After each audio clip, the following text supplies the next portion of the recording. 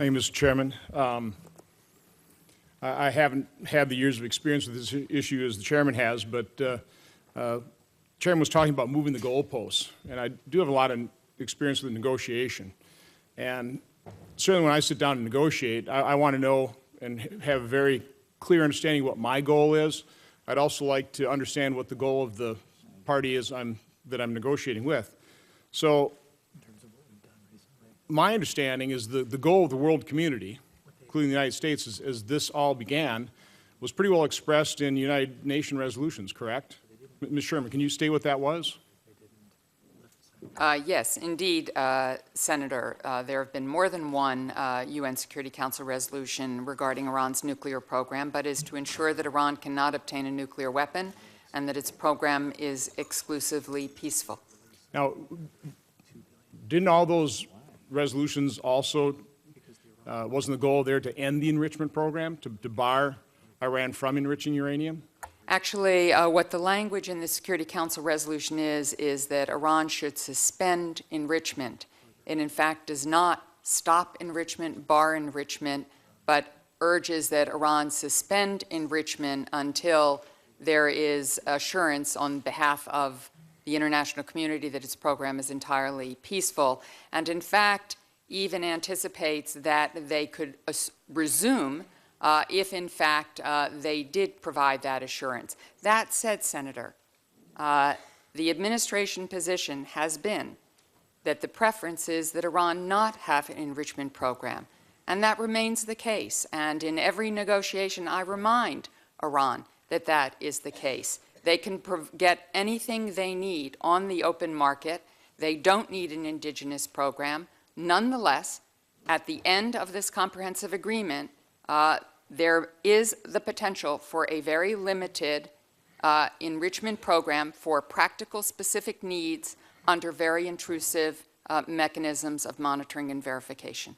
But as you said, there is no reason whatsoever if all your goal is have a peaceful, a non-weaponized enrichment. There's no reason to have enrichment, correct? There's none whatsoever. You can easily obtain these materials on the open market. You do not need to enrich to have a peaceful nuclear program. That is correct, and that's true of virtually every country in the world, and yet there are several countries that do have indigenous enrichment programs, some of our closest allies, in fact. Mr. Cohen, you made a pretty good case that, yeah, we've relaxed sanctions, but the economy of Iran is still suffering quite severely. Again, I want to get back to motivation then of Iran. They've suffered horribly in terms of economics, and yet they'll continue to enrich. Wouldn't this be very easy for them to just solve this problem by stop enriching?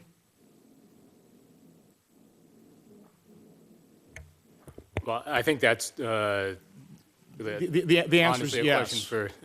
Okay. Again, I'm trying to get to a point here. I'm trying to find out what is motivating Iran.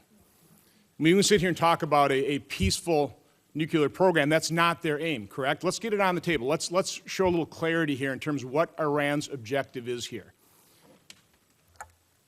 Senator, if we all were not concerned that Iran wanted to obtain a nuclear weapon, we wouldn't be in these negotiations. They wouldn't have been going on for some time. So of course we have concern. Up until 2003, the United States, in a public intelligence estimate, said indeed we believed Iran had been attempting to get a nuclear weapon. The intelligence community's assessment, which they can discuss further with you in private session, is that in fact after 2003 that particular program ended. But of course we have that concern. So now here's my question. Why do we continue to pretend publicly that Iran will enter some agreement where it'll be a peaceful nuclear program, that it'll be exclusively peaceful? That will never happen. As long as they can enrich, they are doing it because they want to have that threat of being able to weaponize their nuclear program, correct? Well, so why not be honest? Why not be clear in terms of what Iran's motivations are? Why do we delude ourselves?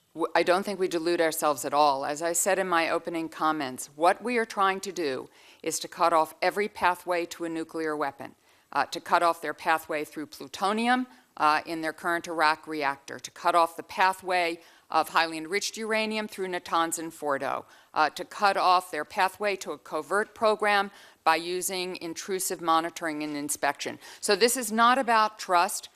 This is not about being, some have illusions, some kind of illusion about them. This is about verification. This is about monitoring.